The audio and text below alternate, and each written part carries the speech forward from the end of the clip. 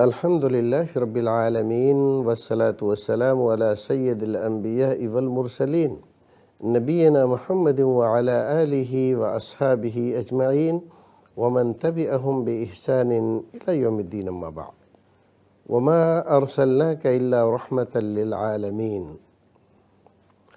ناظرین، خیر مقدم ہے آپ کا۔ رحمت للعالمین اپنی سیرت اور پاکیزہ تعلیمات کی روشنی میں اس پروگرام میں ہم آپ کو رسول اکرم صلی اللہ علیہ وسلم کی رحمت للعالمینی اور آپ کی پاکیزہ تعلیمات، وہ تعلیمات جو تمام جہانوں کے لیے امن و سلامتی، راحت اور سکون، اور تمام انسانوں کے لیے، تمام جانداروں کے لیے، تمام جہانوں کے لیے سراپا رحمت، سکون اور سلامتی کا باعث ہے۔ اس پروگرام میں ہم آپ کو جہاں یہ بتلائیں گے کہ رسول رحمت صلی اللہ علیہ وسلم نے اپنی پاکیزہ سیرت میں، پاکیزہ زندگی میں دنیا کی ضلالت و گمراہیوں کو کس اعتبار سے دیکھا، اور پھر کتنی سچائی کے ساتھ، ہمدردی کے ساتھ، حوصلہ مندی کے ساتھ، بے سر و سامانی کے باوجود کتنے پیار بھرے اور خیر خواہی کے انداز میں انسانیت کی رہنمائی فرمائی اور انسانوں کو ضلالت و گمراہی سے نکال کر، ظلم و زیادتی سے نکال کر، آپس کی نفرتوں اور عداوتوں سے نکال کر عدل و انصاف کی شاہراہ پر گامزن کیا، میل محبت اتنا بڑھایا کہ شیر و شکر کر دیا، اور ضلالت اور گمراہیوں کی تاریکیوں کو اپنی نورانی تعلیمات سے ہمیشہ کے لیے ختم کر دیا۔ ہم چاہیں گے کہ آپ اس پروگرام کو اس انداز سے دیکھیں کہ ہمارے رسول اس دنیا میں کیا لے کر آئے تھے، انسانیت کو آپ نے کیا دیا، اور انسانیت کو کیا دے کر آپ گئے، اور اس کی روشنی میں پھر یہ دیکھیں کہ آج مسلمان کیا کر رہا ہے، اور ہمارے بعض نادان غیر مسلم بھائی ظلم و زیادتی اور ناانصافی کی انتہا کرتے ہوئے کس طرح اس پاکیزہ رسول اور اس کی پاکیزہ تعلیمات کے ساتھ ظلم و ناانصافی اور اتیاچار کا برتاؤ کر رہے ہیں۔ ہمیں ان سے زیادہ شکایت نہیں ہے۔ جب زمانے میں ظلم و زیادتی کی ہوائیں چلنے لگتی ہیں تو بڑے بڑے لوگوں کے مزاج بگڑ جاتے ہیں، اور جب بڑی طاقتیں کسی سازش کے تحت کسی معصوم، مظلوم، بے قصور کو ظالم اور اتیاچاری ثابت کرنے پر تل جائیں تو زمانے کے موجود وسائل اپنے آپ وہی کہنے لگتے ہیں جو یہ ظالم اور بے انصاف لوگ کہلوانا چاہتے ہیں۔ ہمیں ان کا زیادہ شکوہ نہیں ہے، شکوہ ہمیں اپنے لوگوں سے ہے، ان لوگوں سے ہے جو رحمت للعالمین کو جانتے ہیں، مانتے ہیں، کلمہ پڑھتے ہیں، محبت کا دعویٰ کرتے ہیں۔ اگر یہ حضرات اپنی زندگی میں رحمت للعالمین کی تعلیمات کو اتارتے، اس پر چلتے، اس سے لوگوں کو آگاہ کرتے، آپ کی سیرت خود پڑھتے اور دوسروں کو پڑھنے کے لیے دیتے تو 1-2 نہیں،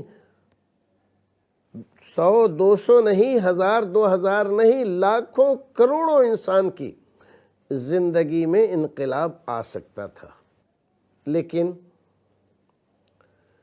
نبی محترم صلی اللہ علیہ وسلم کی پاکیزہ اور مقدس زندگی اور آپ کی پاکیزہ اور مقدس تعلیمات ہم نے ایک طرف رکھی ہوئی ہیں، اور آپ کی پوری سیرت میں سے صرف اگر ہمیں یاد ہے کچھ تو صرف چند معجزات، خارق عادات اشیاء۔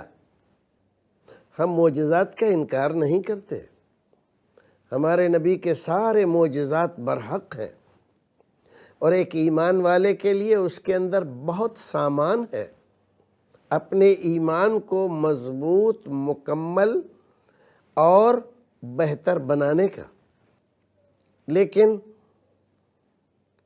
گلہ ہے اگر، شکوہ ہے اگر، تو صرف اس بات کا کہ رحمت للعالمین کا لقب رکھنے والے نبی کی امت نے آپ کی رحمت للعالمین کا بیان نہ عمل سے کیا، نہ کردار سے کیا، نہ زبان سے کیا، نہ قلم سے کیا، اور نہ ہمارے سماج اور ہماری زندگیوں میں اس کا کوئی اثر نظر آیا۔ باطل پرستوں کے پروپیگنڈے کا اس حد تک ہم شکار ہوئے کہ اپنے نبی محترم کی پاکیزہ زندگی کو چھپا کر صرف معجزات کے اظہار پر مطمئن ہو گئے، اور یہ ہمارا بہت بڑا قصور تھا، کوتاہی تھی، غلطی تھی، اور ہمیں اس کو تسلیم کرنا چاہیے۔ رسول اکرم صلی اللہ علیہ وسلم کو جن لوگوں کے درمیان بھیجا گیا تھا اور جن کے درمیان رسول اکرم نے زندگی کے ایام گزارے تھے، 4 قسم کے لوگ تھے۔ سب سے پہلے وہ تھے جو مشرکین مکہ و کفار مکہ کہلاتے تھے۔ دوسرا گروہ وہ تھا جو مسلمین اور مومنین کے پاکیزہ اور مقدس لقب سے ملقب تھے، اور تیسرا گروہ وہ تھا جو منافقین کا تھا، اور چوتھا گروہ وہ تھا جو یہود و نصارہ پر مشتمل تھا۔ کفار مکہ اور مشرکین مکہ کی مخالفت سمجھ میں آتی ہے۔ وہ جانتے تھے کہ جو پیغام یہ نبی دے رہا ہے اس سے ہمارے موجودہ سارے نظام کو صرف نقصان نہیں، یہ جڑ سے ہی ختم ہو جائے گا۔ نہ ہماری سیادت رہے گی، نہ قیادت رہے گی، نہ باپ دادا کا دین رہے گا، نہ باپ دادا کے عقائد رہیں گے۔ اور عرب میں مکہ کے متولی ہونے کی حیثیت سے جو ہمارا وقار ہے، جو ہماری عزت ہے، وہ تو سراسر ضائع ہو جائے گی۔ پھر عرب کے سارے لوگ اپنے باپ دادا کے دین پر ہیں۔ اگر ہم مان لیتے ہیں تو جیسے ان کے سب لوگ دشمن ہو رہے ہیں ایسے ہی ہمارے دشمن ہو جائیں گے۔ ہماری تجارتوں کا کیا ہوگا؟ ہمارے اقتصادی نظام کا کیا ہوگا؟ یہ تمام خدشات تھے جس کی بنا پر مشرکین مکہ، کفار مکہ رسول اکرم کی بات ماننے کے لیے تیار نہیں تھے۔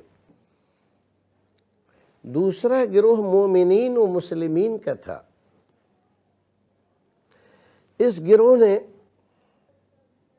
اپنے باپ دادا کا دین چھوڑا،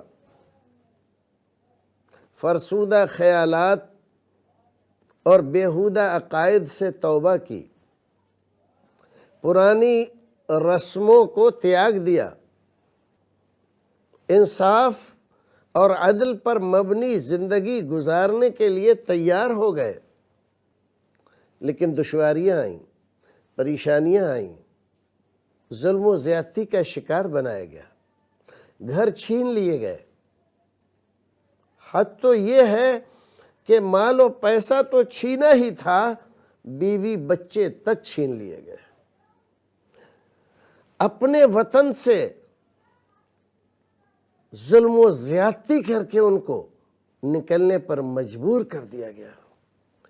لیکن ان لوگوں نے صداقت، شجاعت، بہادری، اولو العزمی، صبر و شکر کی انتہا کر دی۔ اس قدر اعلیٰ معیار کی زندگی گزاری کہ یہ زندگی اور یہ معیار باقی دنیا کے کسی دربار میں نظر نہیں آتا۔ ان لوگوں نے ہمارے لیے، دنیا کے لیے، کائنات کے لیے، رہتی دنیا تک کے لیے رسول اکرم صلی اللہ علیہ وسلم کے دن، رات، صبح، شام، جاڑا، گرمی، برسات، لڑائی، جنگ، امن، غرض یہ کہ کوئی چیز ایسی نہیں تھی جو محفوظ نہ کی ہو۔ آپ نے عقیدہ کیسا رکھنے کا حکم دیا، آپس کے میل ملاپ کے بارے میں کیا فرمایا، پیار، محبت اور بھائی چارے کا حکم کس انداز سے دیا، تجارتیں کیسے کیں، خرید و فروخت کے احکام کیا بیان فرمائے، ماں باپ کا احترام کس قدر بتایا، بڑوں کی عزت اور چھوٹوں پر شفقت کرنے کی تعلیمات کیا بیان فرمائیں۔ غرض یہ ہے کہ اللہ سے لے کر بندوں تک اور کاروبار سے لے کر اعمال و کردار اور معاملات تک تمام تعلیمات کی کمنٹری اس طرح سے اور اس قدر گہرائی کے ساتھ سوچ کر سمجھ کر محفوظ رکھی کہ دنیا میں کوئی دوسری مثال ایسی نہیں ملتی۔ صرف اتنا نہیں کہ انہوں نے زبانی طور پر ان چیزوں کو یاد رکھا، ذہنی طور پر ان چیزوں کو محفوظ رکھا، نہیں، یہ ساری چیزیں ان کی زندگی میں رچ بس گئیں۔ وہ سوتے تھے تو آپ کے فرامین کی روشنی میں، جاگتے تھے تو فرامین کی بنیاد پر، چلتے تھے، کاروبار کرتے تھے، لوگوں سے ملتے تھے، تو رسول اکرم صلی اللہ علیہ وسلم کی تعلیمات ان تمام کی بنیاد ہوتی تھی۔ اپنے باپ، بھائی، ماں، برادر اور رشتہ دار، ناتے دار تمام کے ساتھ ان کا معاملہ، اپنوں کے ساتھ، غیروں کے ساتھ، مسلموں کے ساتھ، غیر مسلموں کے ساتھ، یہود کے ساتھ، نصارہ کے ساتھ، مشرکین کے ساتھ، کفار کے ساتھ، جو کچھ رسول اکرم کی تعلیمات تھیں اس کو انہوں نے کر کے دکھایا، اور وہ پاکیزہ تعلیمات مسلمانوں کے دل میں گھر کر گئیں، دماغ میں اتر گئیں اور عمل و کردار میں نقش ہو گئیں۔ یہی گروہ ہے جو رحمت للعالمین کی پاکیزہ تعلیمات بھی بتلاتا ہے اور آپ کے پاکیزہ کردار کو اجاگر بھی کرتا ہے۔ تیسرا گروہ منافقین کا۔ منافقین رسول اکرم صلی اللہ علیہ وسلم کے ہجرت کرنے کے بعد، یعنی مدینہ میں، یہ گروہ آپ کے سامنے آیا۔ ان لوگوں نے بظاہر کلمہ پڑھنے کا ڈرامہ کیا، لیکن دل میں اسلام اور داعی اسلام کی نفرت تھی۔ ہر وقت تمنا اور آرزو یہ تھی کہ اسلام مٹ جائے، داعیے اسلام مٹ جائے، لیکن وہ جیسے کہا ہے نا کسی نے کہ ہم کو مٹا سکے یہ زمانے میں دم نہیں، ہم سے زمانہ خود ہے، زمانے سے ہم نہیں۔ نہ اسلام مٹا، نہ داعیے اسلام مٹے، نہ ان کی پاکیزہ تعلیمات مٹی، لیکن منافقین کا وہ گروہ صفحہ ہستی سے مٹ گیا۔ آج کوئی ان کا نام عزت سے نہیں لیتا، ان کا تذکرہ عزت سے نہیں کرتا، کوئی ایک آدمی بھی اپنے آپ کو ان میں سے ایک آدمی کی طرف بھی نسبت کرنے کے لیے تیار نہیں ہے۔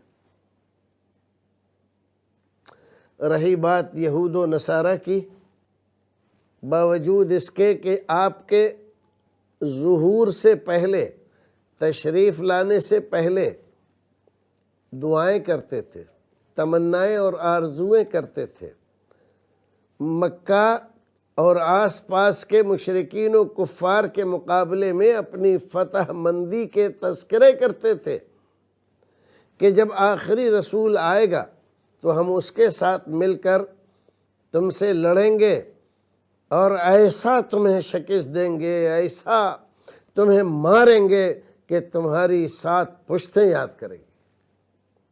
لیکن بے انصافی، ظلم و زیادتی اور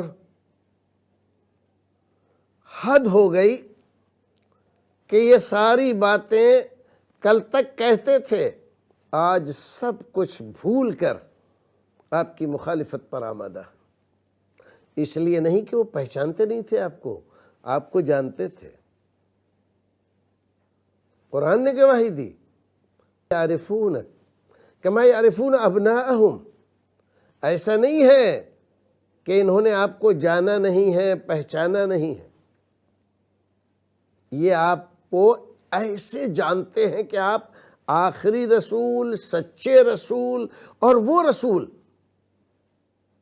جس کی پیشن گوئی ہمارے نبیوں نے کی ہے، علامتیں بتائی ہیں، نشانیاں بتائی ہیں، وہی رسول ہیں آپ۔ ایسے پہچانتے ہیں جیسے اپنے بیٹوں کو پہچانتے ہیں، لیکن نا انصافی کا کوئی علاج نہیں ہے، ظلم و جور کا کوئی علاج نہیں ہے۔ جھوٹ پر اگر کوئی آدمی کمر باندھ لے تو اس سے کوئی اچھی توقع نہیں کی جا سکتی۔ یہ 4 گروہ اور اس کے درمیان رحمت للعالمین کا ظہور اور زندگی کے 63 سال نہایت تنگی، ترشی، پریشانی اور نہایت اعلیٰ قیادت، سیادت، سپاہگری، ان تمام ایک سے دوسری صفت میل نہیں کھاتی، لیکن رحمت للعالمین کی سیرت میں یہ سارے رنگ ایک سے بڑھ کر ایک نظر آتا ہے۔ داد و دہش میں دشمن گواہی دیں کہ اس سے بڑا کوئی سخی نہیں،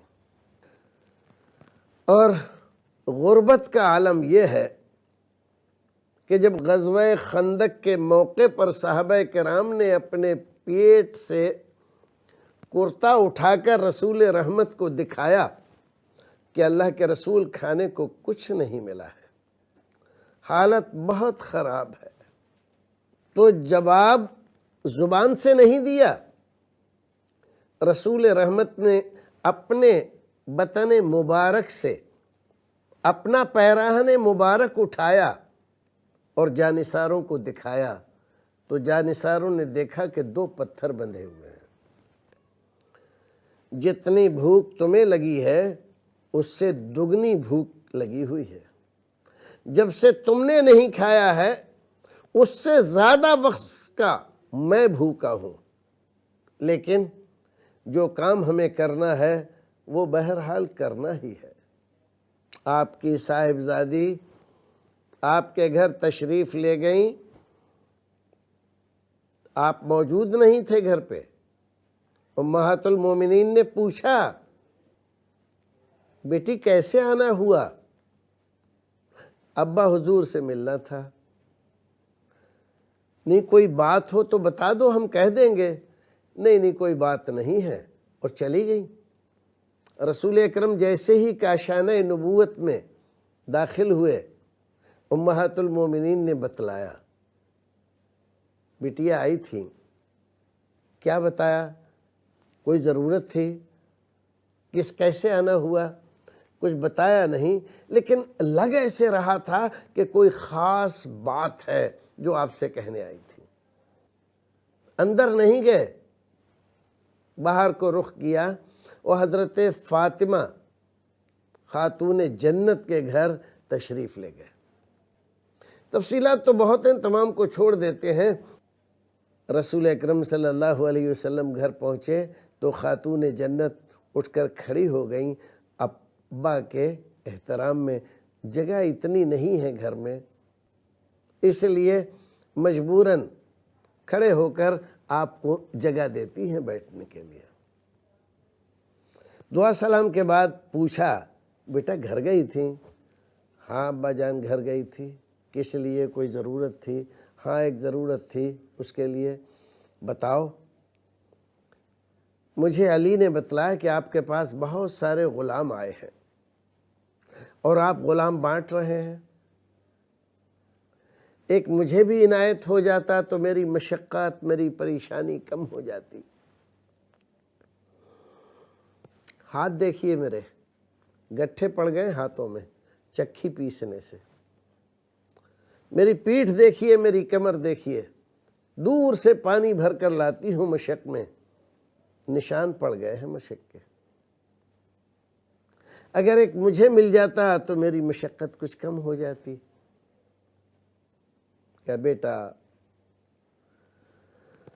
مل تو جاتا، لیکن تم نے بہت بعد میں کہا۔ غلام آئے تھے اور بہت سارے تھے، لیکن میں نے سب تقسیم کر دیے، اپنے لیے بھی کوئی نہیں رکھا کہ وہ تمہیں دے دیتا، اپنی ازواج کے لیے بھی کوئی نہیں رکھا کہ وہ تمہیں دے دیتا۔ سب مدینے کے ان قبیلوں میں، ان گھروں میں غلاموں کو تقسیم کر دیا جن کے والدین جنگوں میں شہید ہو گئے۔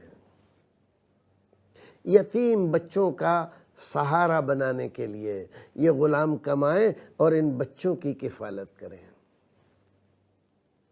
اب تو کوئی ہے نہیں، اور اگر پھر کوئی آیا تو یاد رکھیں گے، لیکن ایسا کرو، میں تمہیں ایک تسبیح بتا دیتا ہوں، وہ پڑھا کرو۔ یہ تسبیح تمہیں غلام سے بہتر و اچھی اور زیادہ فائدہ مند ثابت ہوگی۔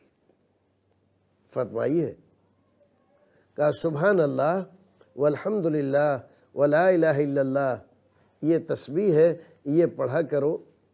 آئے ہائے، رحمت للعالمین کو دیکھو، اپنی صاحبزادی کے لیے تسبیح بتا دی اور کمزور گھرانوں اور یتیموں کے لیے غلام بانٹ دیے۔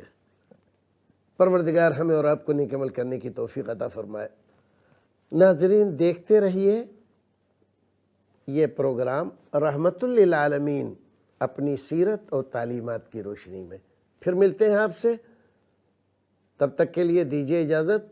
السلام علیکم ورحمۃ اللہ وبرکاتہ۔